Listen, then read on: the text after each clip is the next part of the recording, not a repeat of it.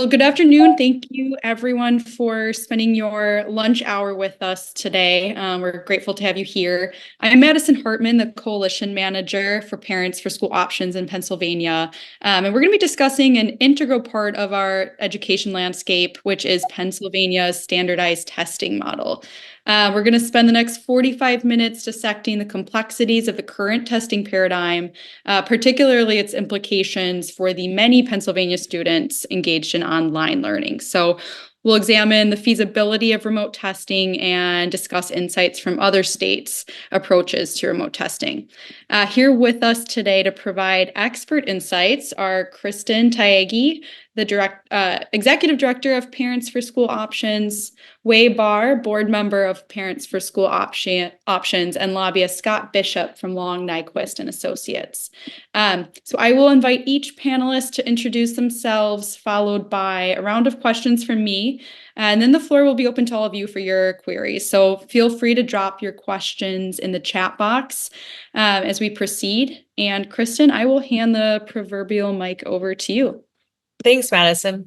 Hi, everybody. My name is Kristen Tiagi. I'm the Executive Director of Parents for School Options. We're a national advocacy organization, and as Madison talked earlier, we do have a Pennsylvania chapter. Our mission as an organization is to give a voice to all options, all families, and all backgrounds. We do this by empowering families with tools, information, networking opportunities, and support to pursue their equitable access to high quality education for their child. Whatever option works best for their child, we are there with them and helping them find the resources and things that they needed to talk with their legislators and other policymakers to make sure that this option is available to their children. We work to build future advocates by teaching families and students to share their positive school choice experiences and encourage a love of learning. Great. And Wei, if you want to introduce yourself next, followed by Scott. Hi, everyone. Thank you for having me here today. My name is Wei Barr. I'm a board member of PSO, or Parents for School Options.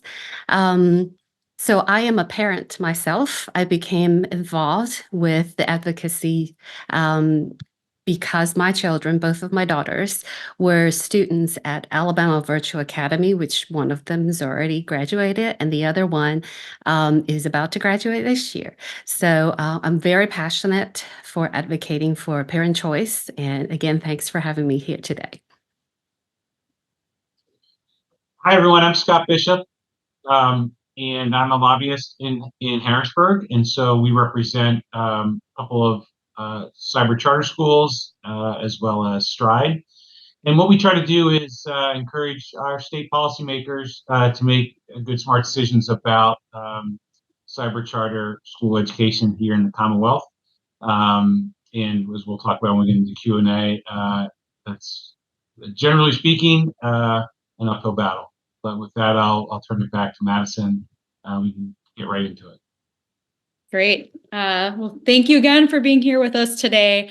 Scott, I'm going to kick the first question over to you in the hopes that it's a way to kind of set the table for a broader conversation. Can you speak to the current testing protocol in Pennsylvania and what needs to be done to change it? Yeah, so thanks, Madison. So a couple of things. I guess most importantly is the context of Pennsylvania, and that is, unfortunately, it's been a very long time since there's been an administration in a General Assembly, a legislature that are supportive of cyber charter schools. Generally, we are a defensive posture here, meaning that we are generally always trying to prevent bad decisions, right? Usually things like funding cuts, things to limit the option of cyber charter education as opposed to improving it, making better, expanding it. So that's the big picture context. And unfortunately, it's been that way through several administrations. As our legislature has changed over time, we just haven't had the champions in the majority sides of the legislature, the right mix of everything to get things done. So that's kind of the big picture context. So as it relates to testing, again, broadly, cyber charters are left to work really hard to try to find the best opportunities for their kids. So that's finding places for them to take tests. It's transporting them. It's all those kinds of things. We have very limited partnering between school districts and cyber charters. They usually give any number of reasons why they're unable to accommodate additional students, even though they're students who live within their geographic boundaries. So that's a challenge. And because we have very limited support in terms of our state agency, governor's office, legislature on cyber education generally, really limited support for the notion that there is a secure, effective, efficient way to do online testing, right? So that it we need to get folks to an understanding that, hey, a school district should allow cyber charter kids to use their buildings, right, in a practical way. We have to get there before we get to a place where we can convince policymakers that technology would allow for, again, secure ways to do online testing with proctors and monitoring and all the kinds of things that ensure that a student is taking the test just as if they were sitting in a classroom with a teacher, looking down to do things. So that kind of big picture is where things are in the Commonwealth. So conversations like this are super important because the more that we can pull together stories and data and experience and all the kinds of things to try to continue to convince folks that, hey, there's a better way for cyber charter school students to take tests, the better. And so that's why these kinds of conversations are so important, and we're grateful to the PSO for putting them on. Great. Thank you so much. And just as a reminder, if anyone has questions, please feel free to drop them in the chat box, either directly to me or to the group. Next question, Wei, how do parents, teachers, and students generally perceive and experience the standardized testing process? And what are the major challenges for students testing outside of their primary learning environment? So I want to speak firstly from a personal perspective because, like I said, I have two daughters. Both of them were virtual students. So we have gone through the whole travel 3 hours, stay in a hotel, take a test in take the test in a completely unfamiliar environment. And also while they were testing, I had the opportunity to observe the parents and the students and the teachers during the whole process. So really, from a parent's perspective, it is very difficult, especially for working parents, that they have to arrange transportation, they have to pay for hotels, and also just work out childcare sometimes if the student's testing has younger siblings that cannot travel with them. And sometimes, given that there are multiple children in the same family and they have to test on different days, so you can imagine what kind of ordeal a lot of these families have to go through. I remember one time we were testing and there was a tornado. So they ended up canceling 8 o'clock on the morning of the test. So for parents who have traveled probably 4 or 5 hours to the test, well, they tried to limit it to a under 4 hours travel, but sometimes in some states, for some families, that's just not feasible. So that's one. So logistically, it is very difficult for these families to make this happen. That's number one. Number two, I think it's unfair for our kids, especially for the younger ones, to test in a setting that is not familiar to them, and that can affect their performance on that test. And especially we're talking about, these are high stake tests. It can determine whether that student advanced to the next grade or level. It can determine whether the school is getting funding. So we're talking about, for brick and mortar students, taking the test, taking these high-stake tests in their school is familiar to them. It's just another day at school. Your test instead of having class. That's one thing. But for the virtual students or students who have had to, their learning environment, what they're most familiar with is at home or in a more individualized environment, to take them out of that and then have them test at a completely unfamiliar place, it's going to affect their performance on the test. And again, like I said, these are high stake tests, and that can, to us as parents, we look at that as unfair to our kids. And again, I'll give you an example. I remember one time at a testing center, one child was, the teacher, actually the proctor and teacher, came out asking if anybody has seen the mom, because the child has low glycemic, and they couldn't locate the parent, and they couldn't contact her. And then the child, actually, we almost had a medical emergency. So it's also unsafe at times.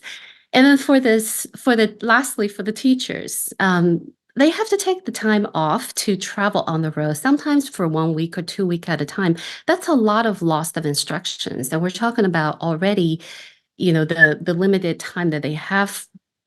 All the teachers struggle with this. They need as much instructional time as possible. And we're talking about teachers sacrificing these times just for this test. And then they have to make it up in other places. So that's just our experience, from these perspectives. Thanks, Wei. Kristen, so we understand kind of what needs to change and why, but how do we do it? And are there any successful examples you can share from the work that PSO is doing in other states across the country? Well, quite simply, how we do it is by telling your story to lawmakers. Help them understand why this is an issue and what needs to change. And from your own experiences, starting most importantly, sharing why it matters, your pain points, as Wei mentioned, the impact on working parents in particular, then having to arrange for childcare, taking off work. They need to hear these stories. They need to hear, your child chose virtual learning for a reason. Maybe there's health concerns, maybe there's physical issues, bullying, concerns that maybe why your child's no longer in a brick and mortar environment or was never in a brick and mortar environment to begin with. Putting your child into a in-person testing location is going to cause a lot of stress. And so making sure that the lawmakers understand the why this matters. Sharing also how it works and research and data to support that. Research was released last March by the Education Freedom Institute. And this study showed that during COVID, students who were allowed to take mandatory state assessments remotely. And for students in the full-time virtual schools, this was a continuation, obviously, of their prior learning environment. And the study showed that the results from students who tested from home were more strongly aligned to their school level assessments. So it didn't show that there was a huge jump in maybe achievement per se, but it did show that as students are learning online and they're testing online, it's more of a consistent experience between the two, between their tests and their regular learnings. And while in a regular situation, you do see a big drop off of student assessments and achievement from students who are learning online to having to test in person. The stress of the environment, the stress of the travel, all those things do really weigh on a child's assessment and their ability to test. And so this just showed that, allowing public virtual school students to take tests from home is critical to better evaluation of the schools and of also the students' learning. And then also share how other states are doing it. This is not a new concept in some places. Full-time public virtual school students have been taking tests online for years in states like California and in Oregon, and in other states, we're working on legislation. And also states this year have allowed students to take their tests online, Arkansas, Kansas, West Virginia. And also in Virginia, it's allowing students to take their state mandated growth assessments. So not their high stakes tests, but they're student assessment tests. And then Alabama and Idaho just passed legislation this past month, so they'll be joining the ranks next year. And then other states are considering bills: Iowa, Missouri, Tennessee, and Ohio. Ohio actually just passed, I think, their Senate, and so it's being considered by their House right now. And then some other places, this doesn't have to be done through legislation. It can be done administratively. So we're also tracking that information as well. Thanks, Kristen. This is a question for all three of you. Given your experiences in the ecosystem, what lessons do you think teachers, parents, students, lawmakers, advocacy groups, what did everyone learn from the COVID-19 pandemic on remote testing when so many students were kind of forced to adapt to a remote education world? What insights can we glean and apply to the remote testing issue?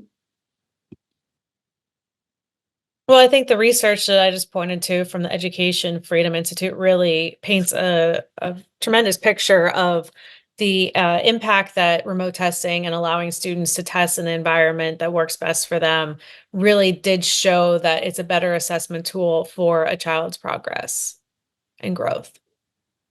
Yeah, following that up, I think especially for younger kids where you see the most difference. Again, I think that has to do with the students being in the environment that's most conducive to them, that they're most familiar with. And I think that's a more accurate picture of their actual performance. And that determines in a lot of ways what kind of resources the school is going to be able to provide them. Because as we know, assessments are very important. That's a very important tool that the teachers and the parents can rely on to really give the students the best support that they can provide. So I think it's most important that we paint the most accurate picture, and really for remote students, remote testing will give them the most accurate picture. Yeah, I agree. I think that it definitely gave policymakers something to think about. Now, again, we have a pretty entrenched education establishment in Pennsylvania, like most states, and so I think there wasn't necessarily a full understanding of, oh, hey, so full-time cyber online education, you can avoid certain things, and you can have certain options that just trying to switch, turn a switch and go to online learning. It doesn't work that way. I think we got a little bit of that. I think there was I think even some of the harshest critics, I mean, understood the difference between consistent, reliable online education and all those things that go with it, and then just trying to ask the school district to go with asynchronous, curriculum in a can, or whatever you want to call it. So I think we learned, we got a little bit of a bump, but not nearly enough for folks to give an honest assessment to the differences, and so that's why we still have this kind of uphill battle on the state policy side. And for us, I mean, I think ultimately it's going to be legislation that forces something. And our challenge is that, unfortunately, like any piece of legislation, there's compromise, there's good, there's bad, and we probably don't get to a fix on testing unless there's some kind of change in funding, and that change in funding is a non-starter. So, but I think that, as I said, I definitely think the pandemic opened some eyes.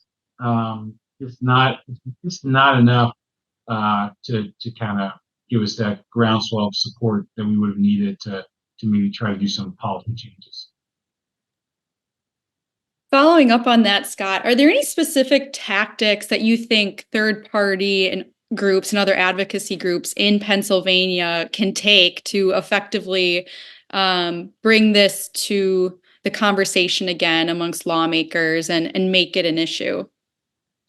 Yeah, I do. I think we continue to have a changing kind of legislator in Harrisburg. For many years, they kind of glided along, and I think more recently,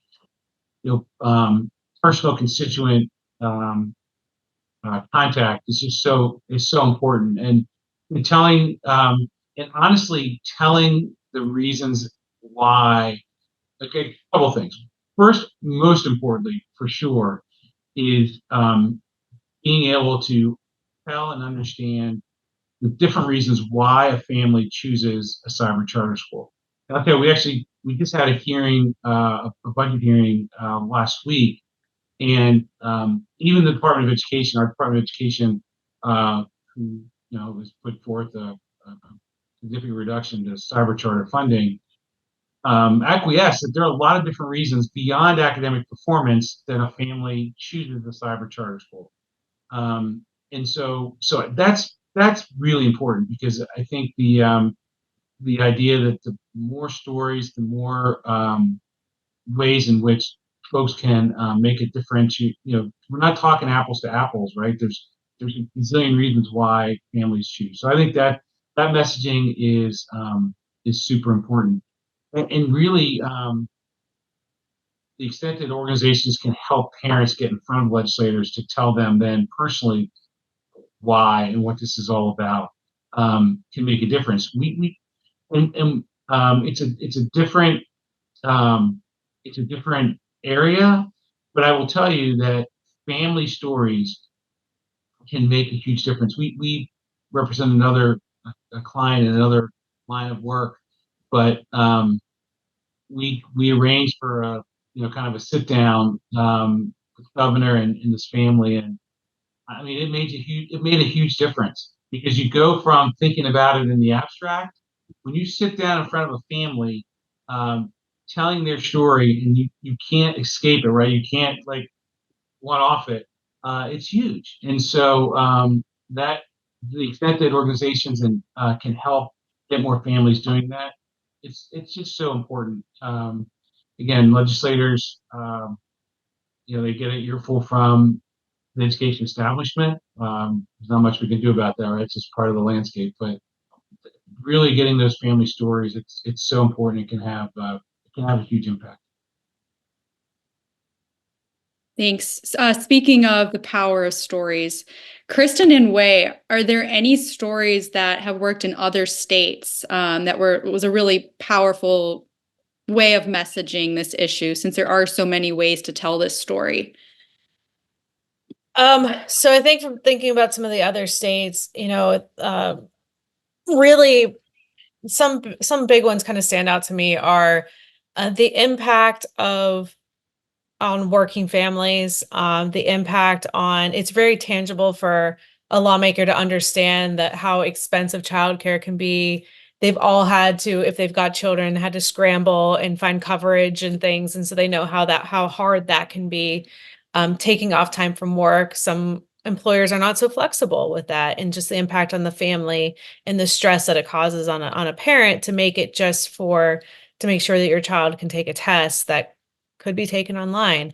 Another messaging point is how this works in so many other industries, and tests and things like I don't know if the LSAT, but some other LSAT, yes. LSAT and some other college tests and requirements for different certifications can all be done online. And so this is the way of how students will be testing in the future, in different careers. And so they can understand that, because maybe in their prior careers, they have also taken tests online. And then also just the impact on students who maybe have physical or health needs that they sitting in a testing environment all day long, like as Wei mentioned, the student who was hypoglycemic, how that can be very dangerous for students and for their families, and very stressful for a child who maybe has really unique medical needs that can't be met sitting in a testing environment all day. Yeah, and I want to follow that up on stressing it again. These are high stake tests here, most of them that we're talking about, because these for a lot of kids determine. I know in Tennessee, the third graders test, I think it's called the STAR test. The legislature just came out last year. It really determines whether they get to advance to fourth grade or not. And I want to again stress that this is unfair for a lot of students who have not stepped foot in a classroom to take a test. They don't get a do-over. If something happens on that day, they didn't have time to practice this. They don't even know where the bathroom is. Sometimes these tests can be 4 or 5 hours long, and the teachers sometimes, because of the facility, because how many people have to come for these tests, they cannot accommodate all of the parents being in there. So all the parents are out pacing the street when the tests are happening. And again, it's a logistic nightmare a lot of times. And talking about the cost, the kids typically don't get to eat a good breakfast like they would at home. They're staying at hotels. And so again, going into a test, for 3, 4 hours, not having had a good breakfast, not knowing where everything is, it's just very, very stressful. And yes, legislators have heard these stories. Thank you both. I wanted to touch on the issue of safety and security. So, can one of you kind of walk us through what sort of security and safety measures are there with remote testing, and how are people or states addressing the concern of cheating? Is cheating easier in a remote environment? So, I can't speak for all test providers and things out there, but I do know that the technologies and things that have been used in some of the other states all have built in security situations and things that protect student data, and then also prevent cheating by, there's keystroke type of technologies, there's cameras that, the student has to show their workspace, and there's a proctor watching them via camera and making sure that there's not somebody else in the room. Microphones must be on so they can't hear that there's somebody behind them giving them answers. So there's a lot of things put into place that really prevent cheating, and then also data security things and things like that that are already built into the platform to protect the students' information and their test submissions. And actually, we had a conversation in Virginia. This did not make it into the final bill, but lawmakers were so concerned about parents helping their students cheat that they were actually considering penalizing parents with jail time if they were found to be assisting their child with cheating. But, those concerns were eliminated by, walking them through what the different technologies include, and they could see for themselves that there was enough security in place that would prevent a parent from or somebody else from helping a child cheat. So, okay, I'm glad you asked that question, because I actually have two perspectives. One from a professional perspective, because I actually work in higher ed, and one of my previous job is actually working for a proctoring company. So professionally, I will comment because in higher ed, this is standard practice, remote testing as far as the technology that we use, and they're being updated on a daily basis, hourly basis, just how advanced those technologies have come. Especially, I think COVID-19 really propelled a lot of more education technology company to start investing in research to boost the safety and the reliability of these software and technology. So, like Krista mentioned earlier, these have been the industry high stake tests have been using these technologies for years. There's no reason to think that they wouldn't apply in the K through 12 environment. It's the same technology. So that's professionally. And then personally, I want to say to everybody, to the legislators out there, to everybody out there, parents, we're parents. There's no reason to think that the remote parents or students are more likely to cheat than brick and mortar students and parents. we're the same. Parents are parents, students are students. As parents, our ultimate goal, our most important goal in our lives are the success of our children. And we understand that by helping them to cheat is no way to achieve that goal.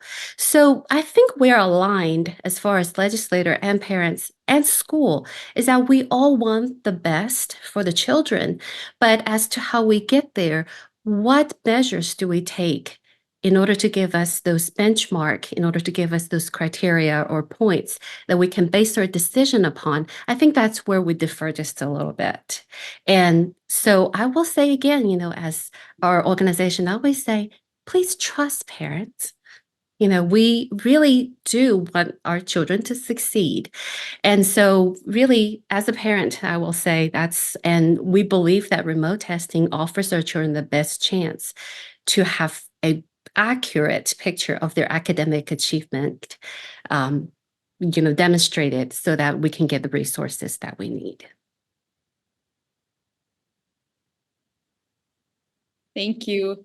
Scott, are there any lawmakers right now actively engaged on remote testing? I know you briefly touched on it in one of your earlier answers, but kind of like where exactly is the conversation right now in Pennsylvania on remote testing? Yeah, so I would say, again, I have to go kind of broader first. So there, I mean, the biggest, unfortunately, the biggest conversation about cyber charter schools is on the cutting funding to them. So that's the big focus. And then there is a more limited discussion by some, specifically in the Senate Republican caucus, about are there improvements to be made to the charter school law in the Commonwealth that could hit some of the issues where there's broader agreement.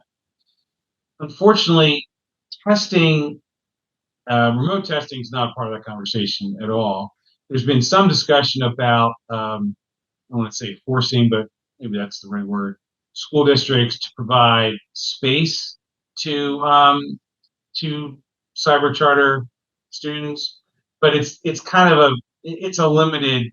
Even that conversation is limited. Like, so it's yes, we'll give you space, but it's Tuesdays at the 2:45 for whatever, right? As opposed to a true partnership, we're trying to figure out, hey, if you're testing, do we add our kids?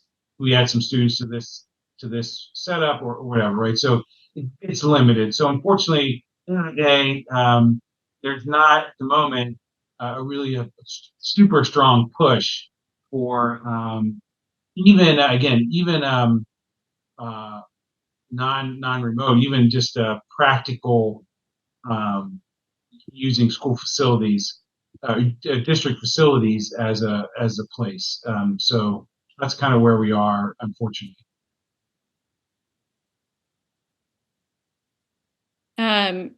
A question for all three of you, as we talked about stories and how parents can get involved and students.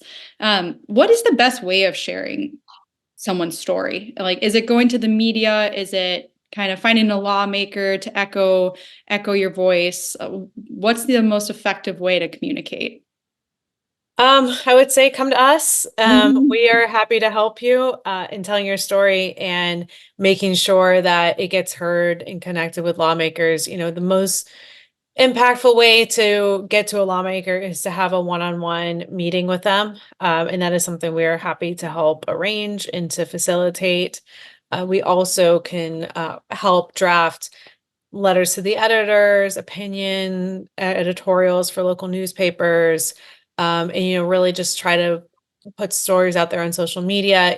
There's ways that when you are at testing environments, things obviously not inside the testing facility, but share your story on your way. I'm on my way to my child's test. It's going to take us 3 hours to get there. Kind of chronicle things using social media and get it out there that way as well. But definitely come to us. We're always happy to help and connect you with your policymakers.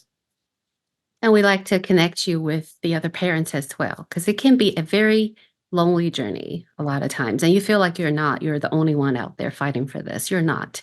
So that's why our organization exists and we connect. You're part of us. Yeah, I agree. Especially in Pennsylvania, it's kind of it's a long game, I guess is the right way to say it. Trying to change the hearts and minds of some key legislators. Uh, it's going to be a family at a time kind of thing, and that's just unfortunately the current climate that we have here. But really can't stress enough how PSO can be the a resource to help make it not feel so lonely.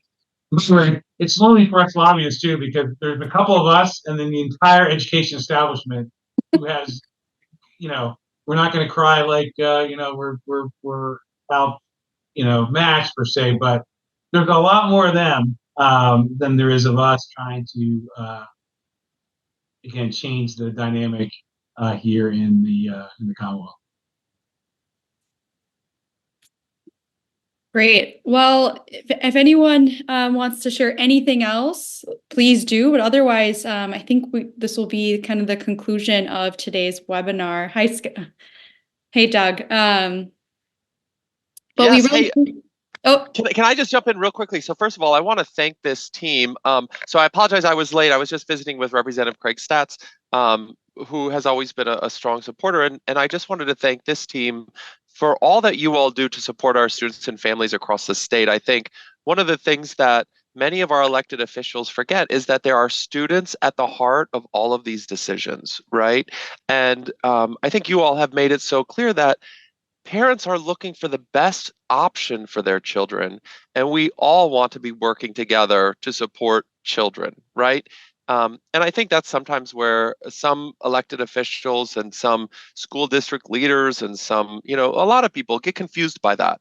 And so I just want to thank this group for always keeping it about students first and looking out for the individual needs of each student and family. So thank you all so much, and thank you for a very informational webinar today. And Ms. Madison, if I remember correctly, you want to throw a plug in for our next webinar, what we might be discussing. Yes, thank you. So next week, the same time, next Thursday, we're going to be having another webinar on the federal school lunch program. So it should be another great conversation. Please feel free to join. The sign up is in the same email that you received for this webinar. And then the following Thursday, so we'll have 3 webinars right in a row, 3 consecutive Thursdays, will be on kind of the state of funding in Pennsylvania and how parents can get involved in advocacy and what else there is to be done. So please feel free to sign up and join us on our next few webinars. And if you have any questions, feel free to reach out to me. I'll make sure I drop my email into the chat here right now. And then also feel free to visit us at parentsforschooloptions.org. We have more information there and can learn more about our work, specifically in Pennsylvania. And with that said, thank you again for joining us. This was a great conversation. Thank you to Kristen, Wei, and Scott for your expertise. And yeah, we look forward to engaging with all of you into the future.